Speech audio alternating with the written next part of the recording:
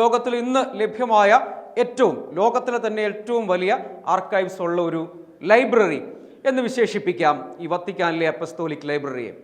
അവിടെ എല്ലാ മതവിഭാഗങ്ങളിൽ നിന്നുള്ള ഗവേഷകർ അവിടെ എത്താറുണ്ട്. പൊടുന്നനെ അവിടെ കേന്ദ്രീകരിച്ചുകൊണ്ടുള്ളൊരു വാർത്ത വരികയാണ്. ആദ്യം ഈ വാർത്ത റിപ്പോർട്ട് ചെയ്യുന്നത് ഇറ്റാലിയൻ മാധ്യമമായ ലാ റിപ്പബ്ലിക്കയാണ്. ലാ റിപ്പബ്ലിക്ക വത്തിക്കാനിലെ ചില വ്യക്തികളെ അല്ലെങ്കിൽ അതിൻ്റെ ചുമതലയുള്ള ആളുകളെയൊക്കെ ഉദ്ധരിച്ചുകൊണ്ട് റിപ്പോർട്ട് ചെയ്തത് അവിടെ ഒരു സ്പെഷ്യൽ മുറി നിസ്കാരത്തിനായി ഇസ്ലാം മതവിശ്വാസികളായ ഗവേഷകർക്ക് അനുവദിച്ചു എന്നതായിരുന്നു.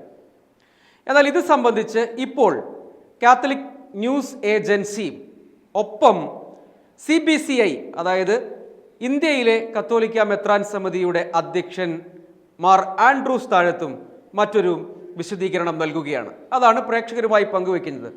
ഇതിൽ കാത്തലിക് ന്യൂസ് ഏജൻസി പറയുന്നത് അങ്ങനെ ഒരു ഡെസിഗ്നേറ്റഡ് ആയിട്ടുള്ള ഒരു മുറി അനുവദിച്ചിട്ടില്ല. അവിടെ വരുന്ന ഗവേഷകർക്ക്, അതായത് ടെക്നിക്കലി ഇനാക്യുറേറ്റ് ഈ വാർത്തയെ, അതായത് ഈ വാർത്തയെ നമ്മൾ വിളിക്കുമ്പോൾ റോക്കറ്റഡ് അറൗണ്ട് ദി ഇന്റർനെറ്റ് എന്ന് പറയാൻ പറ്റുന്ന ഒരു വാർത്തയായിരുന്നു. വലിയ ചർച്ച ലോകത്തെമ്പാടും ഉയർന്നു വന്നു സമൂഹ മാധ്യമങ്ങൾ വഴി.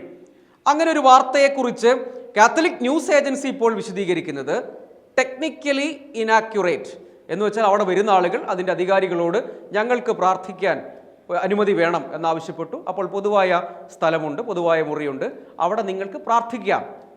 അതായത് ഒരു ഡെസിഗ്നേറ്റഡ് മുറി അനുവദിക്കുകയല്ല ചെയ്തിരിക്കുന്നത്.